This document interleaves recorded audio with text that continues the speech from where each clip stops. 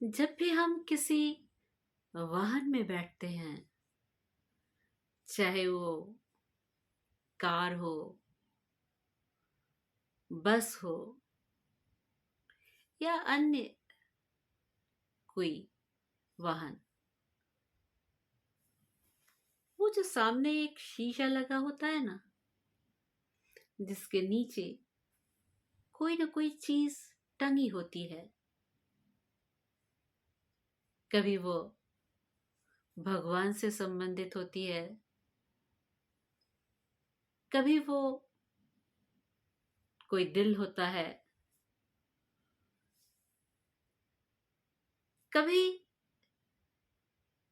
कुछ तो कभी कुछ होता है। कभी हमने गौर किया कि आखिरकार उस शीशे के नीचे जो टंगा होता है वह किस भावना का प्रतीक होता है। वह हमेशा ही उस वाहन को चलाने वाले ड्राइवर के मनोभाव व्यक्त करता है, उसकी आस्था, उसके विश्वास को व्यक्त करता है। कभी कभी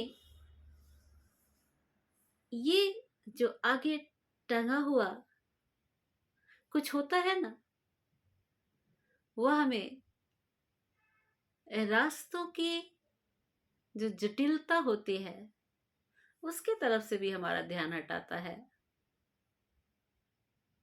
हमें लगता है उसके साथ ही या तो ईश्वर हमारे साथ हैं या अन्य जो भी कुछ हमारे मन के अंदर छिपा हुआ है। कभी गौर कीजिएगा कि शीशे के आगे क्या क्या चीजें टंगी होती हैं। कभी कभी हम सोच भी नहीं पाते हैं कि आखिरकार इन चीजों को टांगने के मायने क्या होते हैं। शायद हम ना समझ पाए, जो उसे चला रहा होता है वह उसे अवश्य समझता है। कभी नागार्जुन ने कभी नागार्जुन एक यायावर थे, घूमते रहते थे और ऐसे ही घुमक्कड़पन की स्थिति में वो एक बार प्राइवेट बस पे बैठे और उन्होंने देखा कि वो जो शीशा है ना, उस शीशे के नीचे कुछ गुलाबी चूड़ियां टंगी हुई हैं। बड़े नहीं, छोटी छोटी, छोटे छोटे बच्चियों के हाथों में पहने जाने वाली चूड़ियां। कभी की उत्सुकता बढ़ गई कि लोग न जाने क्या क्या टांगते हैं। इस ड्राइवर ने ये छोटी गुलाबी चूड़ियां क्यों टांग रखी हैं। वो अपनी जिज्ञासा को बहुत देर तक दबा नहीं पाए और चलते चलते गाड़ी में ही उन्होंने पूछ ही लिया ड्राइवर से। और जैसे ही उन्होंने ये पूछा कि भैया ड्राइवर साहब, आपने ये, लोग तो पता नहीं क्या क्या टांगते हैं, आपने ये छोटी छोटी गुलाबी चूड़ियां क्यों टांग रखी हैं। जरा इसके पीछे छिपा हुआ राज रहस्य तो हमें बताइए, हम जानना चाहते हैं। तो क्या कहा ड्राइवर, प्राइवेट प्राइवेट बस का ड्राइवर है तो क्या, प्राइवेट बस का ड्राइवर है तो क्या, 7 साल की बच्ची का पिता भी तो है। प्राइवेट बस का ड्राइवर है तो क्या, क्या हुआ, 7 साल की बच्ची का पिता भी तो है। सामने गियर से ऊपर हुक से लटका रखी है कांच की 4 गुलाबी चूड़ियां। सामने गियर से ऊपर हुक से लटका रखी हैं कांच की 4 गुलाबी चूड़ियां। बस की रफ्तार के मुताबिक, बस की रफ्तार के मुताबिक हिलती रहती हैं। बस तेज है तो तेज हिलती हैं, बस धीरे चलती है धीरे धीरे हिलती हैं, बस थोड़ा रुकी रहती है तो थोड़ी देर के लिए रुक भी जाती हैं। तो बस की रफ्तार के मुताबिक हिलती रहती हैं। झुक कर मैंने पूछ लिया, क्या पूछा? कि ये 4 गुलाबी चूड़ियां क्यों लटका रखी हैं? तो खा गया मानो झटका। ड्राइवर, जो अभी तक सीधे देखते हुए बस को चला रहा था, उसे अकस्मात किसी यात्री से इस प्रकार के प्रश्न की उम्मीद भी नहीं थी। जैसे ही उसने सुना, वो झटका सा खा गया। अधेड़ उम्र का, अधेड़ उम्र का मुच्छल रोबीला चेहरा, मुच्छड़ रोबीला चेहरा आहिस्ते से बोला, हाँ साहब, हाँ साहब, लाख कहता हूं, लाख कहता हूं, नहीं मानती है मुनिया। लाख कहता हूं, नहीं मानती है मुनिया। टांगे हुए है कई दिनों से अपनी अमानत यहां अब्बा की नजरों के सामने।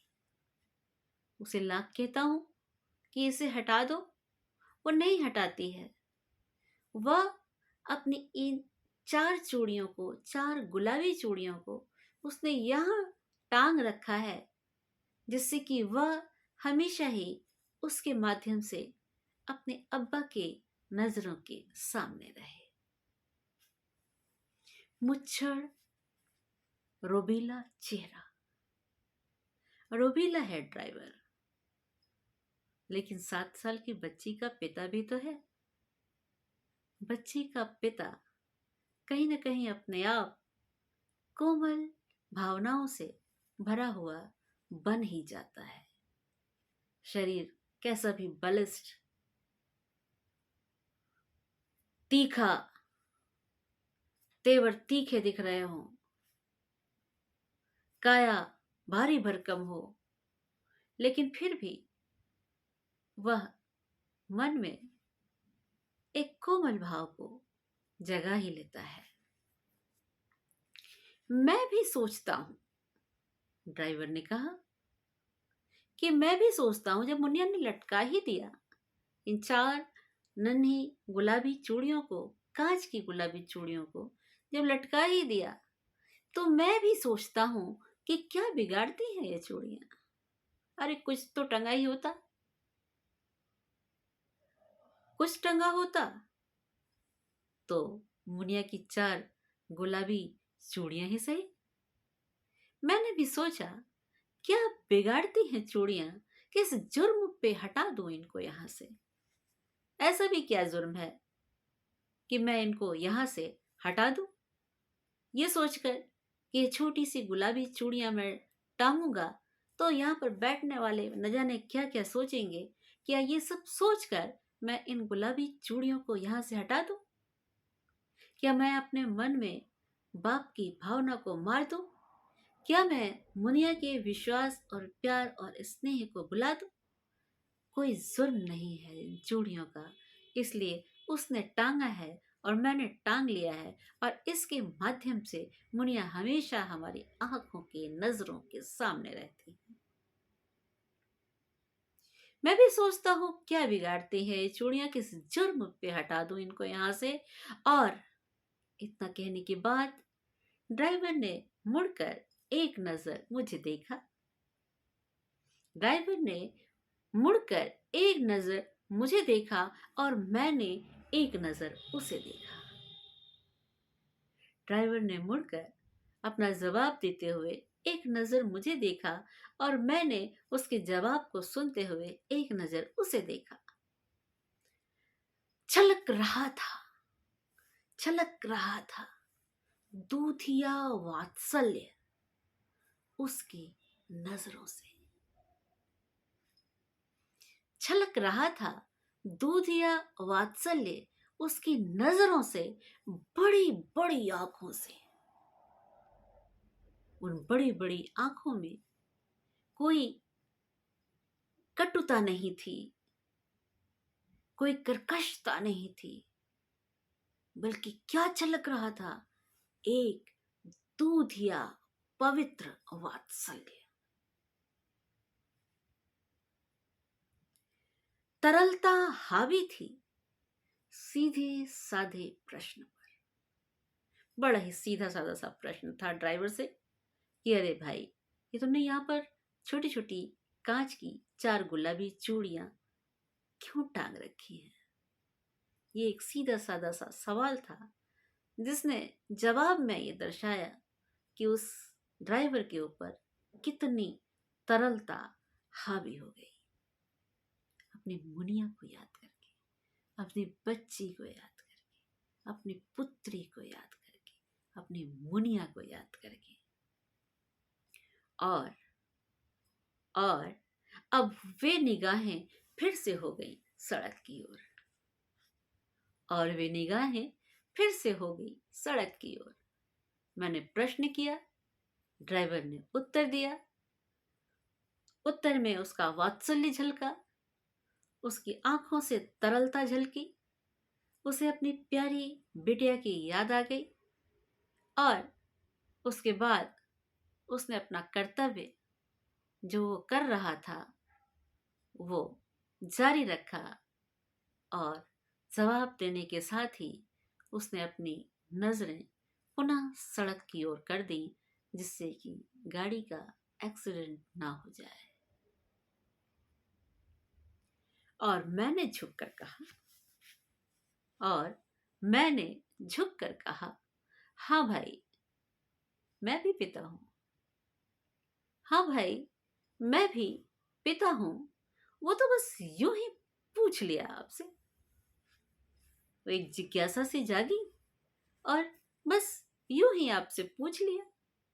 वरना वरना किसको नहीं भाएंगी नन्ही कलाइयों की गुलाबी चूड़ियां, नन्ही कलाइयों की गुलाबी चूड़ियां।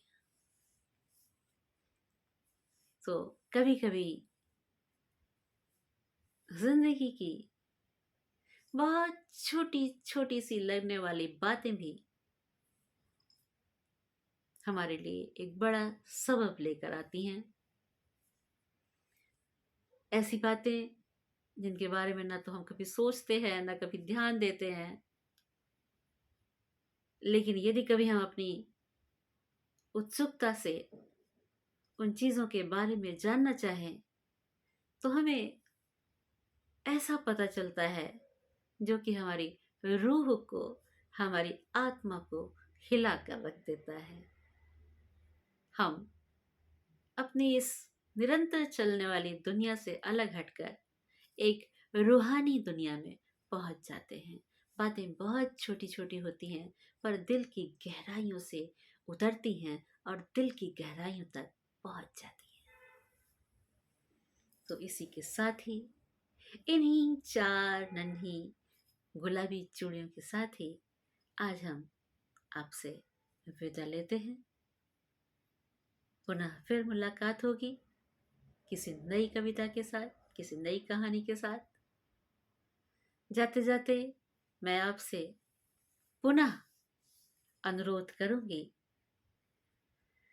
कि आप हमारे चैनल को ज़्यादा से ज़्यादा सब्सक्राइब करने और करवाने की कोशिश करें।